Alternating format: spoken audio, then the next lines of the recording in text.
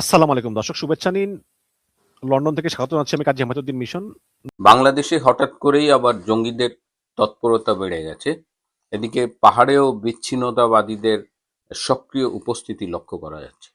এবং এই যে জঙ্গিদের তৎপরতা বৃদ্ধি হচ্ছে, এটি নিয়ে কিন্তু অনেক বেশি আলোচনা হচ্ছে দেশে এবং দেশের বাইরে। আমেরিকা, ইসরায়েল সহ অনেকগুলো দেশই এই মুহূর্তে বাংলাদেশের উপর নজর রাখছে। এই জঙ্গি তৎপরতা বৃদ্ধির প্রেক্ষিতে আমেরিকা কি বাংলাদেশের উপরে কোনো পদক্ষেপ নিতে যাচ্ছে? এর পাশাপাশি একদম শেষে আমি ২৬ সেকেন্ডের একটা ভিডিও ফুটেজ আপনাদের দেখাবো। এই বিএনপির আমলে ইউনূসের ধারাবাহিকতায় নির্যাতন কি ভয়াবহ আকার ধারণ করেছে তারই সামান্য নমুনা। শেষ পর্যন্ত সাথে থাকবেন।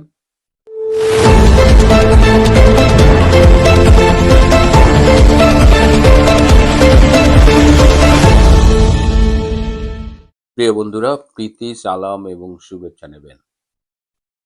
২০২৪ সালের ৫ই আগস্ট ষড়যন্ত্রের মাধ্যমে যে জঙ্গি অভ্যুত্থান ঘটেছিল, যাকে রেজিম চেঞ্জ বলা হচ্ছে, সেখানে যে জঙ্গিদের সক্রিয় অংশগ্রহণ ছিল সেটি আজকে দিনের আলোর মতো পরিষ্কার।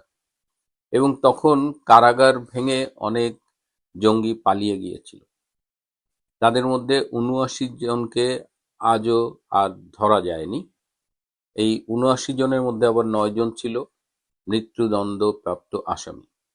সে ৫ই আগস্টের পর থেকেই আমরা ঢাকা সহ দেশের বিভিন্ন স্থানে এই কলেমা তৈয়ব লেখা আইএসআইএস এর পতাকার আদলে বিভিন্ন পতাকা বহনকারী জঙ্গি গোষ্ঠীদের দেখেছি। এদের আমরা দেখেছি ধানমন্ডিতে যখন ৩২ ভাঙা হয়, তখনও আমরা তাদের এই পতাকা সহ দেখেছি। এরা এখন সারা দেশে ছড়িয়ে পড়েছে। এরা ১ সপ্তাহব্যাপী কর্মসূচি ঘোষণা করেছে। এরা মোটরসাইকেল নিয়ে র্যালি করছে। দিনাজপুরের একটা সেতুতে তাদের পতাকা টাঙানো হয়েছে। ভোলার একটা সেতুতে তাদের পতাকা টানানো হয়েছে। যাত্রাবাড়ি ফ্লাইওভারে অনেকগুলো পতাকা তারা টানিয়েছে। পুলিশ সেই পতাকা সরিয়ে দিয়েছে। তারপরে দেখা গেল যে পুলিশ সরানোর পরে আবার সেই পতাকা তারা সেখানে আবার টানিয়েছে। এমনি করে তারা তাদের উপস্থিতি জানান যেভাবে দিচ্ছে, এবং সেই উপস্থিতিটা দিন দিন বাড়ছে।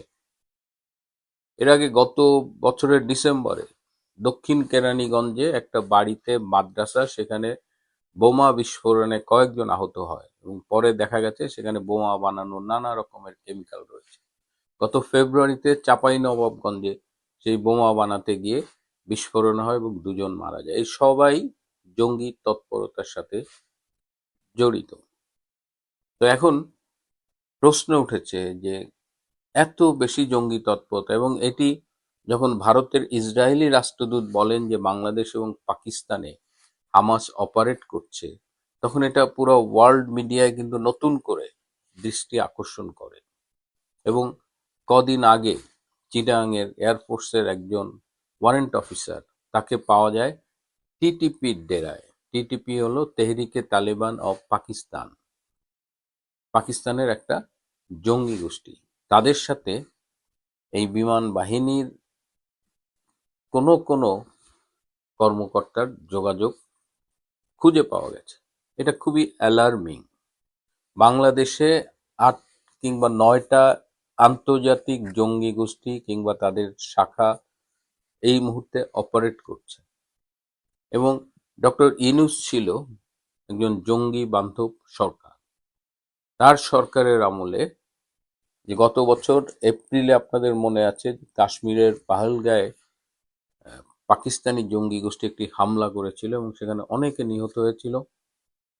সেই বোমা হামলার আগের দিন বাংলাদেশের অন্যতম জঙ্গি মুফতি হারুন ইজাহার, যার জঙ্গি কানেকশনটা সবার কাছে মোটামুটি ওয়েল নোন, তার সাথে ডক্টর আসিফ নজরুল মিটিং করেছিল। এই ডক্টর আসিফ নজরুল ইউনূস সরকারের পক্ষ থেকে, এর সাথে আরো ২-১ জন উপদেষ্টা, এরা মোটামুটি জঙ্গিদের সাথে লিয়াজও মেনটেইন করত। তো আজকে সেটাই আরো ফুলে ফেঁপে উঠছে। বর্তমান বিএনপি সরকারের অবস্থানটা কি জঙ্গিদের ব্যাপারে? স্বরাষ্ট্রমন্ত্রী সালাউদ্দিন সাহেব বলছেন যে বাংলাদেশে জঙ্গি নেই, আবার প্রধানমন্ত্রীর তথ্য উপদেষ্টা ডক্টর জাহেদ বলছেন বাংলাদেশে জঙ্গি আছে। অর্থাৎ সরকার নিজেই দুই রকম স্ট্যান্ড নিয়েছে। আবার জঙ্গিরা বলছে যে বাংলাদেশে বিএনপি এবং জামাতের রাজনীতি করতে হলে দুটো দলেরই নাকি এই জঙ্গি গোষ্ঠীদের দরকার। এর আগে আমরা 2001 থেকে 2006 পর্যন্ত যখন জামাত বিএনপি জোট সরকার ছিল, তখন কিন্তু তাদের আমলেই বাংলা ভাই, শায়েক আব্দুর রহমান এদের উত্থান দেখেছিল এবং তাদের নেতৃত্বে এই জেএমবি জঙ্গি গোষ্ঠীর উত্থান হয়েছিল। তো আজকে বাংলাদেশে সেটাই দেখছি, এবং এটা যে বাংলাদেশের আভ্যন্তরীণ একটা সমস্যা সেটা না। এর ফলে দেখা যাচ্ছে যে বিশ্বের ইন্টারেস্ট বেড়েছে।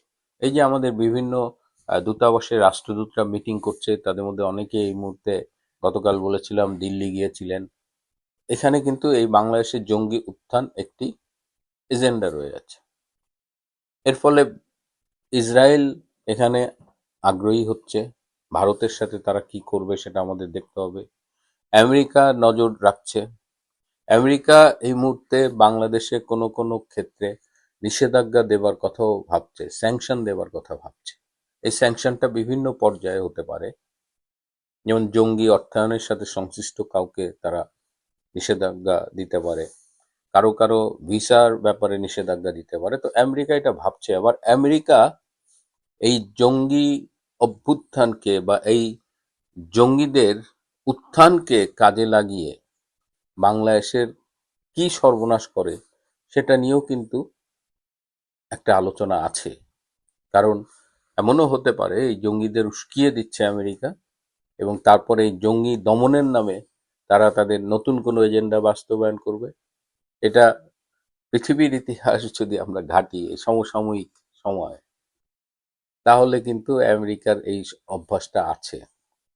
তারাই তালেবান সৃষ্টি করেছিল, আবার তারাই তালেবানের বিরুদ্ধে যুদ্ধ করেছিল।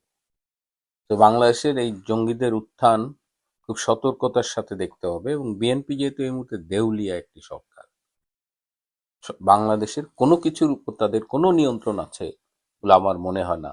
তারা মানে সবাই মিলে যেন চাঁদাবাজি, দুর্নীতি, লুটতরাজ, ধর্ষণ, নির্যাতন এইসবের মধ্যেই আছে।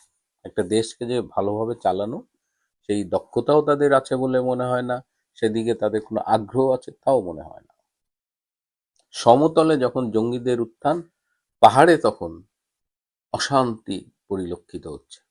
আমাদের কেএনএফ, ইউপিডিএফ এগুলো অনেকদিন ধরে অপারেট করছে। নানা রকমের স্টল মাইন পাওয়া যাচ্ছে এই মিয়ানমার সীমান্তে, ভারত চিটাং হিল ট্রাক্স এইসব সীমান্ত এলাকায়। এর সাথে নতুন করে যোগ হয়েছে খুমি পিপলস ফোর্স, কেপিএফ। এই খুমি পিপলস ফোর্স আবার আরাকান আর্মির প্রতিদ্বন্দ্বী। তারা প্রতিদিন আরাকান আর্মির সাথে গোলাগুলি বিনিময় করছে। তো পাহাড় অশান্ত হয়ে উঠছে। এই পাহাড়কে নিয়ে কি ষড়যন্ত্র হচ্ছে সেটাও দেখার বিষয়। এই যে পাহাড় অশান্ত হচ্ছে, এটা বিচ্ছিন্ন কোনো ঘটনা নয়, এর সাথেও আমাদের আশেপাশের দেশগুলো জড়িত। শুরুতেই বলেছিলাম একটা ভিডিও ক্লিপ দেখাবো। চট্টগ্রামের সাতকানিয়া উপজেলার ডেমশা ইউনিয়ন যুবলীগের যুগ্ম আহ্বায়ক নুরুল আলম, তাকে গ্রেপ্তার করা হলো। এমনভাবে নির্যাতন করা হয়েছে যে তাকে গ্রেপ্তার করে কারাগারে নেওয়া হয়েছে। যখন তাকে কারাগারে নেওয়া হয় তখনই বোঝা যাচ্ছিল যে ভীষণ অসুস্থ, কারণ তাকে ম্যাসিভ পিটানো হয়েছে। এই টর্চারের ফলে সেই রাত থেকে পরের দিন তার লাশ পাওয়া গেল, তাকে মৃত পাওয়া গেল। সেই ভিডিও ফুটেজটা দেখে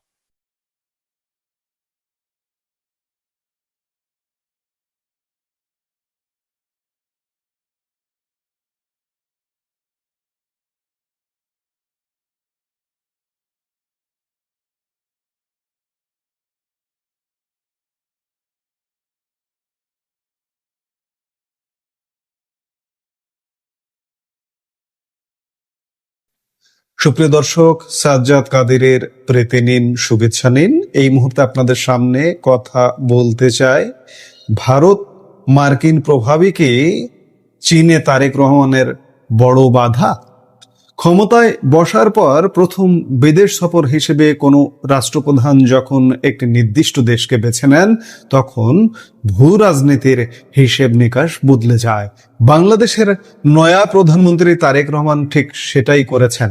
বুধবার থেকে শুক্রবার তার এই চীন সফর কি দক্ষিণ এশিয়ার ক্ষমতার ভারসাম্য সম্পূর্ণ বদলে দিতে যাচ্ছে? ভারতের উদ্বেগ বাড়িয়ে বাংলাদেশ কি বেইজিং এর আরো কাছে চলে যাচ্ছে, নাকি ঢাকা খেলছে এক চরম বুদ্ধিমত্তার বাংলাদেশ ফার্স্ট গেম? আজ আমরা পর্দা উন্মোচন করব এমন এক রিপোর্টের, যা সরাসরি বেইজিং এর ক্ষমতার কেন্দ্রস্থল থেকে এসেছে। বন্ধুরা, চীনা কমিউনিস্ট পার্টির পৃষ্ঠপোষকতায় প্রকাশিত বিখ্যাত দৈনিক ট্যাবলেট গ্লোবাল টাইমসে প্রকাশিত একটি তাৎপর্যপূর্ণ নিবন্ধ প্রকাশিত হয়েছে গত পরশু 23শে জুন। নিবন্ধটি লিখেছেন চীনের অত্যন্ত প্রভাবশালী think tank centre for South Asia স্টাডিজের ডিরেক্টর লিউ জং ই। চলুন প্রতিটি লাইন ধরে একদম সহজ ভাষায় বিশ্লেষণ করা যাক বেইজিং এর এই মাস্টার প্ল্যান। লিউ জং ই তার লেখার শুরুতেই উল্লেখ করেছেন, প্রধানমন্ত্রী হিসেবে দায়িত্ব নেওয়ার পর এটি তারেক রহমানের প্রথম কোনো বড় বিদেশ সফর। বাংলাদেশের মিডিয়াগুলো এই সফর নিয়ে ব্যাপক আশাবাদী। বেইজিং এর পূর্বাভাস অনুযায়ী এই সফরে 15টিরও বেশি দ্বিপাক্ষিক চুক্তি ও সমঝোতা স্মারক সই হতে যাচ্ছে, যার মধ্যে থাকবে মেগা অবকাঠামো এবং বড় শিল্প প্রকল্প।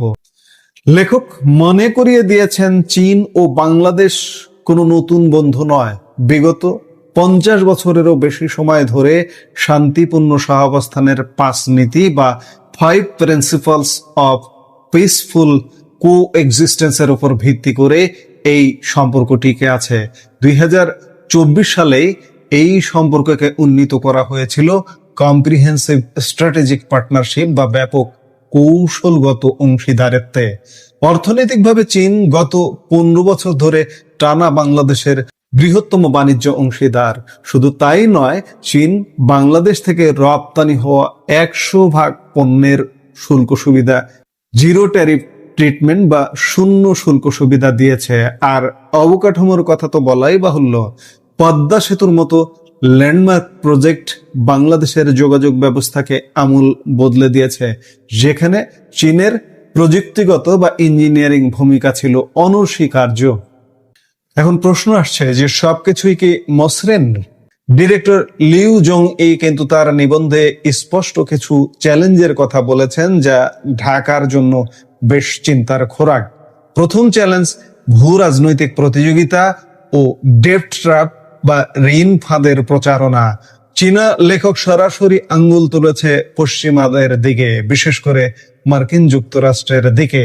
বাংলাদেশে যে মার্কিন প্রভাব আছে, সেই প্রভাবটি চীনের যে এই যে অবাধ বিনিয়োগ, অবাধ বিচরণ, অবাধ অংশগ্রহণ, এখানে একটা বড় বাধা বা ঝুঁকি হতে পারে। তিনি লিখেছেন, কিছু বড় শক্তি বাংলাদেশকে তাদের নিজস্ব এক্সক্লুসিভ নিরাপত্তা ও উন্নয়ন জোটে টানার চেষ্টা করছে, এমনকি বাংলাদেশের অভ্যন্তরীণ বিষয়ে হস্তক্ষেপ এবং অসম চুক্তি সই করার জন্য চাপ দিচ্ছে।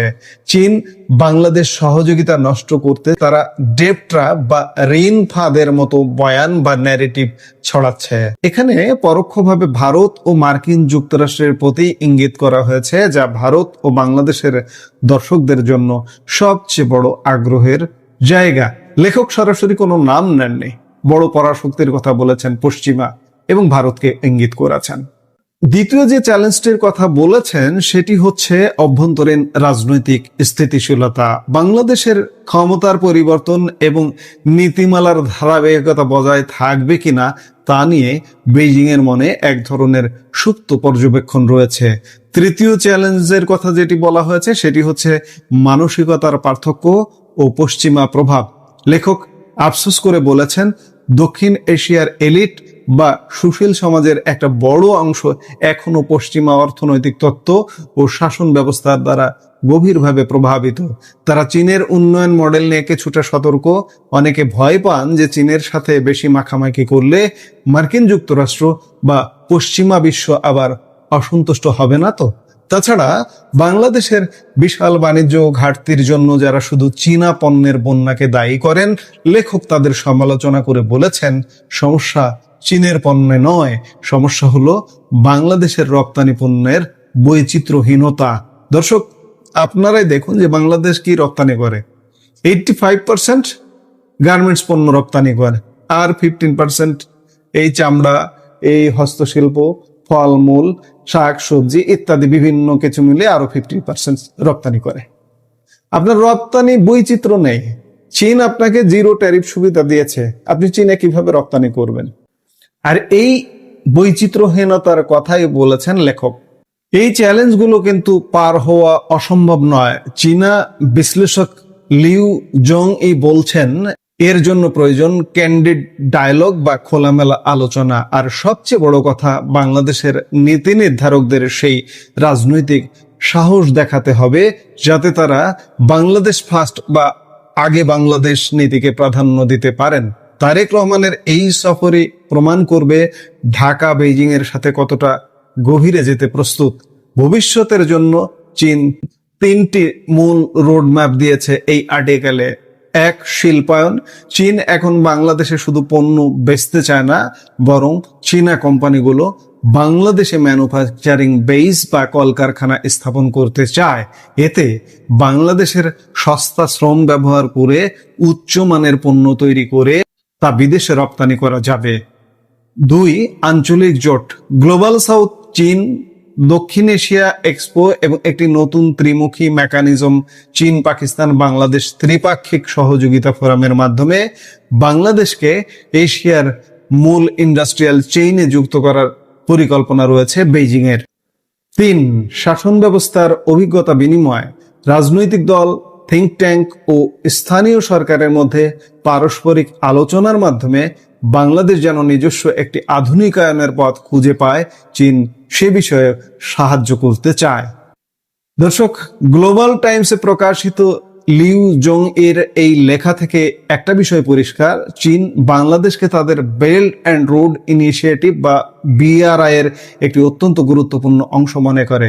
তারেক রহমানের এই সফর ঢাকার জন্য যেমন অর্থনৈতিকভাবে লাভজনক, তেমনি ভূ রাজনৈতিকভাবে একটি বড় পরীক্ষা। ভারত এই সফরকে কিভাবে দেখবে?